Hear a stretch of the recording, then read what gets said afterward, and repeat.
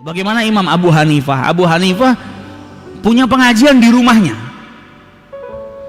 Kalau orang zaman dulu itu kan nggak kayak seperti kita. Rumah kita punya tembok, sebelahnya juga kalau bangun rumah punya tembok sendiri. Jadi tembok kena tembok, suara nggak sampai masuk ke rumah tetangga. Orang dulu kan tidak. Rumahnya mungkin kalau kita ke desa-desa sekarang pemisah antara satu rumah dengan rumah yang lain hanya gedek, ya kan?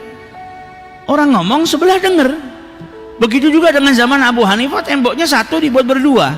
Kalau ngajar di waktu malam dengan santrinya, sebelahnya ada tetangganya yang selalu main gitar oud, gitar gambus, dan tetangganya termasuk orang yang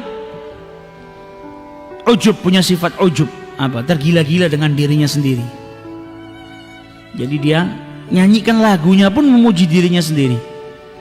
Dalam lagunya disebutkan orang-orang ini nggak ada yang tahu saya ini orang hebat, tapi di kampung ini nggak dianggap hebat, sambil nyanyi dia. Nah, Abu Hanifah yang ngajar, dia mempraktekkan hadisnya Rasulullah, nggak bingung. Tapi santri-santrinya yang baru belajar kan sumpek, ini kita mau ngaji nggak bisa fokus. Sebelah ada yang nyanyi-nyanyi seperti ini, kita nggak fokus.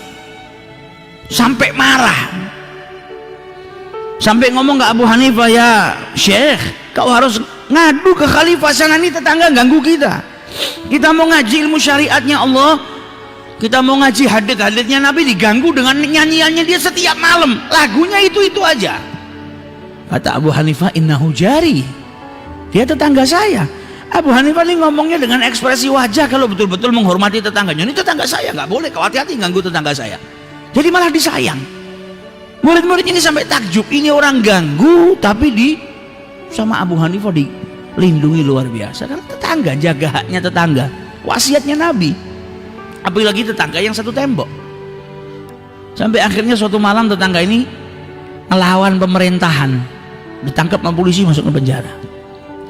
Begitu datang waktu pengajian, Imam Abu Hanifah ngaji, kok biasanya ini back soundnya pengajian terdengar, ini kok nggak kedengar. Biasanya kan ada yang nyanyi, ada instrumen yang kita dengar, ini kok hari ini nggak ada. Ditanya santri-santrinya, ini mana tetangga kita yang biasanya melantunkan lagu-lagu yang indah, padahal sama sekali nggak indah, tapi karena cintanya dia sama tetangga. Maka dijawab sama santrinya, alhamdulillah, mulai hari ini kita nggak diganggu lagi sama tetangga ini. Kita sudah selesai ujian kita tentang tetangga ini. Kata Abu Hanifah, lah kemana tetangga kita? Diceritakan dia berbuat sesuatu yang akhirnya menjadikan dia di penjara, diambil sama. Langsung pengajiannya diberhentikan sama Abu Hanifah. Langsung Abu Hanifah pergi ke rumahnya khalifah. Malam hari diketuk istananya khalifah, penjaganya tanya siapa di luar? Abu Hanifah. Tidak percaya. Ulama besar datang ke tempatnya khalifah di malam hari. Dibuka benar Abu Hanifah. Kata Abu Hanifah, saya mau ketemu sama khalifah. Mungkin dia sudah tidur, kata penjaganya, coba lihat. Akhirnya penjaganya, karena ini tamunya orang penting, berani ngetuk kamarnya khalifah. Khalifahnya tanya, siapa ini malam-malam ngetuk? Ada Abu Hanifah di luar. Setengah nggak percaya, Abu Hanifah ini kalau kita panggil susahnya datang ke sini luar biasa. Nah ini nggak kita panggil, datang terus di malam hari. Masa Abu Hanifah? Bener Abu Hanifah keluar. Dilihat bener Abu Hanifah, ditanya, ya Syekh, apa yang membuatmu datang di malam hari seperti ini? Tetangga saya.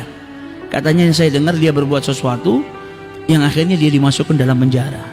Maka saya minta engkau keluarkan. Kalau dia berbuat salah, maafkan. Kata raja, kalau yang minta Abu Hanifah, ya sudah, nanti saya bebaskan. Besok pagi kau datang ke sini, atau kau tidak usah datang. Nanti saya perintahkan anak buah saya untuk melepaskan. Kata Abu Hanifah, jangan besok, malam ini. Mana ada orang yang senang nginep di hotel bintang 8 itu, di penjara? Tidak ada yang senang, kesian. Kalau kau memang sudah maafkan dia saat ini, lepaskan. Jangan tunggu sampai besok. Akhirnya karena yang minta Abu Hanifah, ya sudah dikeluarkan. Malam itu juga Abu Hanifah nunggu dari kejauhan. Dilihat tetangganya sudah keluar dari penjara, maka Abu Hanifah jalan. Tetangganya ngelihat dari kejauhan Abu Hanifah, oh ini pasti yang membebaskan saya, Abu Hanifah. Maka dia lari. Ini orang setiap hari saya ganggu, saya nyanyi, ganggu pengajiannya, malah jadi orang yang pertama kali bantu saya. Maka dia lari mendekat kepada Abu Hanifah, mau cium tangannya, mau minta maaf, mau berterima kasih. Ketika sampai di belakangnya Abu Hanifah melantunkan lagu yang biasa dia nyanyikan. Orang-orang kampung ini nggak tahu saya seperti apa, nggak tahu kalau saya ini orang hebat, Sama Abu Hanifah sampai dilirik, saya tahu Anda hebat makanya saya keluarkan supaya nggak mendekam di sana karena Anda orang hebat. Maka dia tersenyum, enggak, saya sama sekali bukan orang hebat wahai Abu Hanifah. Sadar dengan apa? Akhlaknya Abu Hanifah. Nah ini dakwahnya orang zaman dahulu seperti itu. Jaganya wasiatnya Rasulullah luar biasa. Akhirnya buahnya apa? Buahnya menjadikan orang-orang di sekelilingnya sadar. Nah bisa jadi tetangga-tetangga kita yang kita hubungannya kurang baik, kalau kita punya masalah mereka yang nolong pertama. Makanya jangan sampai engkau menyia-nyiakan tetanggamu. Sehingga dikatakan oleh Sayyidah Aisyah. Sayyidah Aisyah ini pernah menjelaskan, meriwayatkan daripada Rasul sallallahu alaihi wasallam ketika beliau bertanya, "Ya Rasulullah, inna li jarain."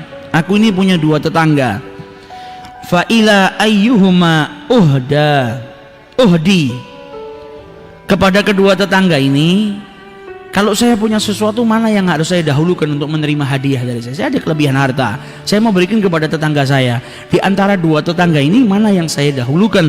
Maka dijawab oleh Rasulullah, ila agrabihima minki baban, yang pintunya paling dekat dengan pintu rumahmu. Karena apa? Yang pintunya paling dekat dengan pintu rumahmu ini yang tahu kau punya sesuatu, yang tahu kau punya kelebihan harta.